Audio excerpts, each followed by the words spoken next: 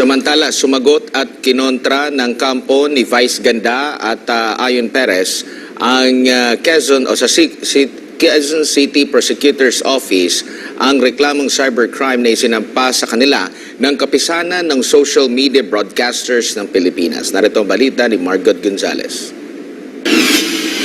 Hindi nagpang-abot sa Quezon City Prosecutor's Office ang kampo ni Vice Ganda at Ayon Perez at ang kampo ng kapisanan ng Social Media Broadcasters ng Pilipinas Incorporated o KSMBPI sa unang preliminary hearing hinggil sa reklamong cybercrime na isinampa ng huli laban sa dalawa.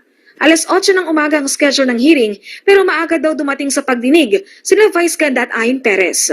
Sa kanilang pagharap sa prosecutor, ayon sa abogado ng kapisanan na si Attorney Mark Tolentino, kinontra ng mga ito ang aligasyon ng KSMBPI sa pamamagitan ng pagsusumite ng counter-affidavit. Pinadidismiss din ng mga ito ang reklamo laban sa kanila.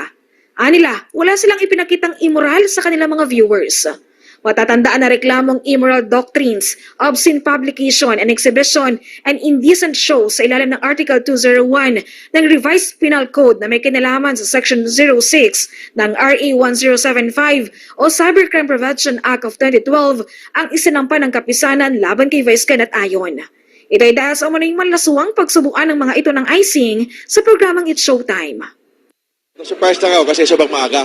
Kasi our schedule is 8 o'clock but nag-submit sila, nag-oath sila bago ang 8 o'clock. Nag-submit naman sila ng counter-affidavit nila. Ito yun. So we will study this.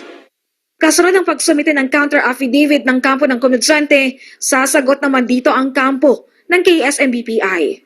Magkakaroon ulit ng pagdinig sa November 13 sa QC Prosecutor's Office. Ang magiging reply ng kapisanan ay kailangan ulit sagutin ng kabilang kampo.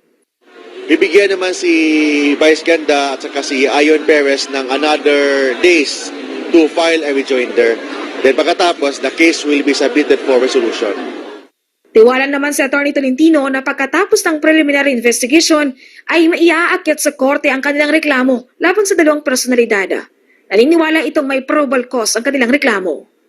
Number one, may decision ng MTRCB na masuspend yung kanilang show. It really means that there is really probable cause. Ang preliminary investigation, hindi pinag-usapan dito kung guilty or not guilty si Vice Ganda o si Ayon Perez. Ang pinag-usapan dito, may basihan ba yung kaso? And I believe na may basihan. In fact, may decision ng MTRCB na suspend sila kasi because of the indecent and immoral conduct. They are still presumed innocent. Sagutin lang nilang maayos and ihanda nila yung kaso nila kasi the kapisanan, we are serious in filing this case as watchdog of the cyberspace sa Pilipinas.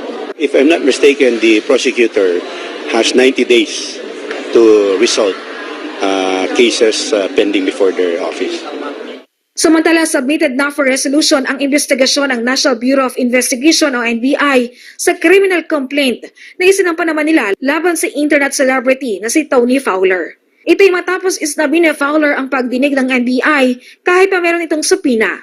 Ang pagsasampa na reklamo ng kapisanan laban kay Fowler ay dahil sa umunay malaswa ang music video nitong nai-upload sa YouTube. Naniniwala ang kapisanan na paglabag ito sa Cybercrime Prevention Act of 2012. Wala nang tsansa si Fowler na sumagot o magpaliwanag sa NBI matapos ganitong isnabin ang nakatakdang pagdinig ngayong araw.